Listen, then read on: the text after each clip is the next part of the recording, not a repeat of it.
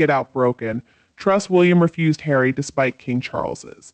Please, once the glass is broken, there is no way to put it back together no matter what happens. Hello friends, welcome to the King YouTube channel. After Prince Philip's funeral at Windsor Castle back in April of 2021, King Charles was standing there between his feuding sons in the garden of the Frogmore House, and he uttered a heartfelt plea. He said, "Please, boys, don't make my final years of misery." And the truth is, we only know about that very personal event thanks to the pages of Harry's autobiography, Spare. That could explain, though, why 3 years on absolutely nothing has changed. Perhaps it really was just the King's recent cancer diagnosis that encouraged Harry to hop on a plane for an 11,000-mile round-trip journey to see his father face-to-face for the very first time in 17 months, ever since the late Queen's funeral. So Harry's older brother, Prince William, made it clear he didn't plan to meet Harry during that quick 24-hour visit to the UK. It's tough, feeling pain, disappointment, and betrayal. But with their father undergoing treatment for an unnamed cancer, maybe it's time for William and Harry to patch things up.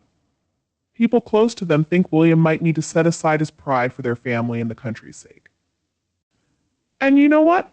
Even King Charles hopes his boys can reconcile. But hey, it's not easy. William can be stubborn and Harry's quick to get defensive. Harry's recent memoir didn't help either. It was full of little jabs and self-pity as he tried to distance himself from his royal duties. Being second to William isn't easy, and Harry made it clear, calling William his arch-nemesis. He even talked about a big fight they had, with stuff getting broken like a dog bowl in a necklace. Watching Harry become so fixated on tearing down his older brother has been really sad. I mean, Harry left the UK with Meghan Markle and apparently Archie too, all in hopes of starting fresh. But instead, he's just kept bringing up family problems, not seeming to care about anything but stirring up trouble.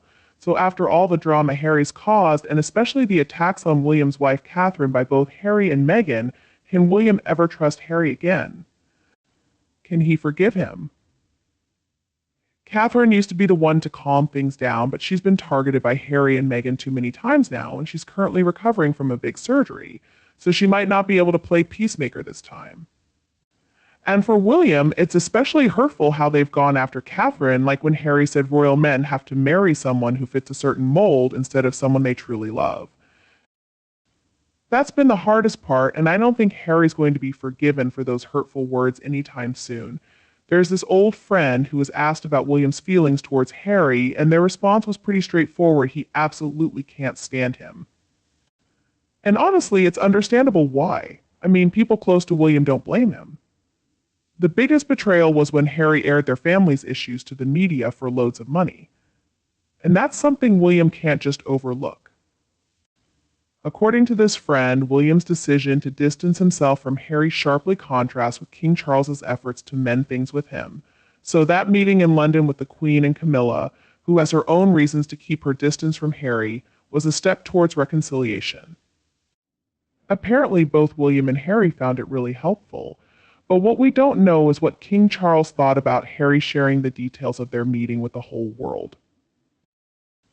I'm referring to the fact that just days after their meeting, Harry spoke to ABC's Good Morning America about it. You'd think by now Harry would realize how much his past actions have hurt his family. But he keeps going regardless. The truth is, William and Harry are heading in different directions. They don't share the same goals or values anymore. They don't even live in the same country. But let's not be fooled by the sudden talk of reconciliation. Last year, Harry and Meghan said 2024 would be the year for making amends, and the year their children would step into the public eye. But we have to remember what Tom Bauer told us: every move they make in LA is carefully planned toward a specific goal. And now here we are in February 2024. I wonder if the meeting was part of their reconciliation plan. And what about the children now using the Sussex last name and being featured with Prince and Princess titles on their new website? Also, there's news about the Invictus Games holding a 10-year service at St. Paul's in London in May. Harry's reportedly in talks with the British government to have Meghan and the kids attend, and he's pushing for Britain to donate over £5 million to future UK Invictus Games. So it looks like this was indeed one of those carefully planned, meticulously orchestrated schemes we heard about. They want to make a grand entrance in the UK with top security for the whole family and their entourage with a procession of cars and outriders. And they'll insist on having the Netflix camera crew follow them everywhere because let's face it, they're pretty reliant on Netflix, having cameras trailing them as they arrive at St. Paul's with their children and then throughout London might irritate a lot of people. I wouldn't be surprised if they're given access to Windsor Castle with the cameras in tow. Just picture the extravagant jewelry and designer outfits that might not quite fit right. It's bound to be one of Harry and Meghan's biggest paydays yet. Can you imagine the spectacle?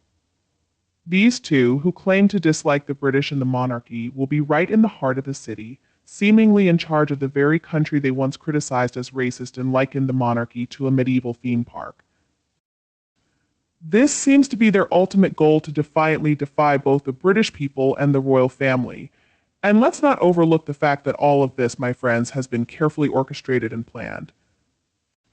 In another recent development, a man named Graham Smith, who says he's the CEO of the anti-monarchy group Republic, has announced the release of his new book titled Abolish the Monarchy, Why We Should and How We Will. Apparently, it tackles all the common arguments for Britain becoming a republic, including how to achieve it and what the alternative would be. Interesting, indeed, a sort of DIY book for abolishing the monarchy. Supposedly, this book will be released in paperback either on May 9th or June 1st. Personally, I don't think we should take it too seriously. I'm pretty confident that most Brits won't give it much thought, and I certainly won't be picking it up. I believe the monarchy is a valuable asset to Britain and the Commonwealth, and I don't think I need to explain why. The reasons are pretty clear. What bothers me about this book, though, is that it seems like bait for those eager to rebel against the establishment. And what's concerning is that, in my opinion, Harry and Meghan have played a part in opening the door for exactly this kind of thing. There will always be people who aren't satisfied with the way things are, who are ready to speak out and take action. And I worry that Harry might have encouraged some of these people to act. After all, he used to be a senior member of the royals. Just think about some of the things he said. What Harry and Meghan have done just doesn't make sense to me. If Harry wasn't happy in Britain or with his family, then sure, he could leave those negative influences behind. But he shouldn't have tried to tear down his family and everything they stand for. At first, Harry seemed perfectly content with his family, friends, country, and even his stepmother, Camilla. I understand he had his struggles when he was younger.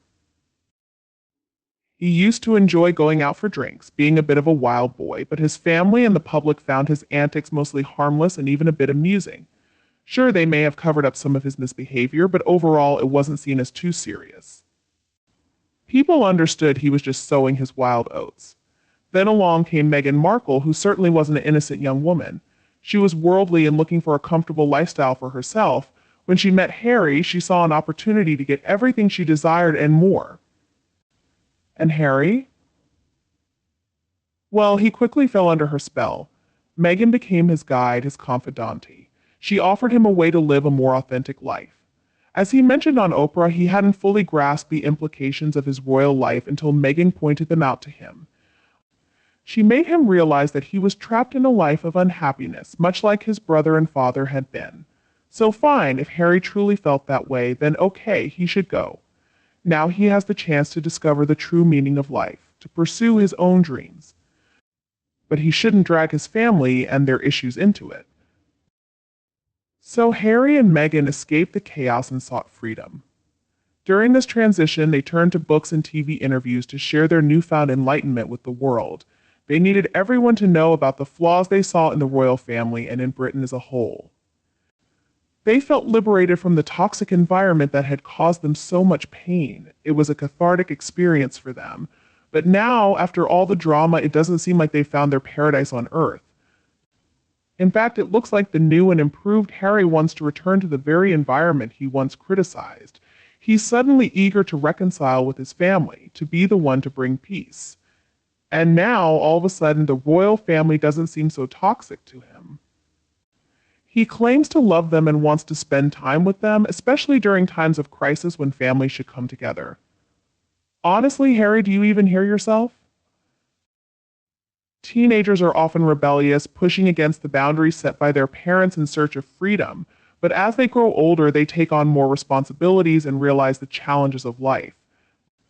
Like the prodigal son in the Bible, they may eventually return to their families, seeking forgiveness. However, unlike the biblical father who had other sons, the royal family has been significantly harmed by Harry's actions. They've been ridiculed in public forums, and at this point, I don't think the TV interviews and books are forgivable.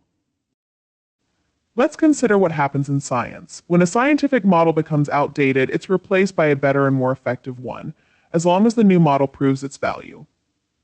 Now, let's apply this thinking to social structures.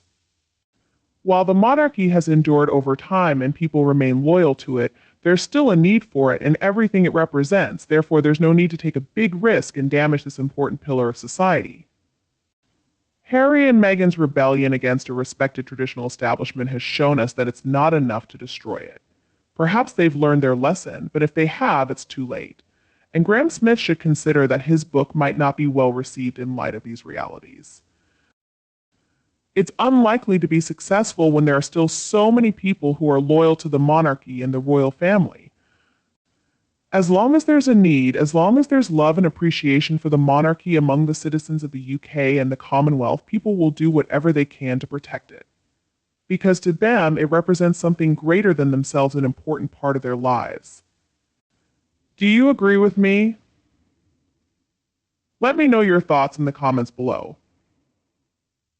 If you found this video helpful, don't hesitate to like and share it with others who might enjoy it, and be sure to subscribe to the King YouTube channel for future updates. Thank you for tuning in, goodbye, and I'll see you in the next videos.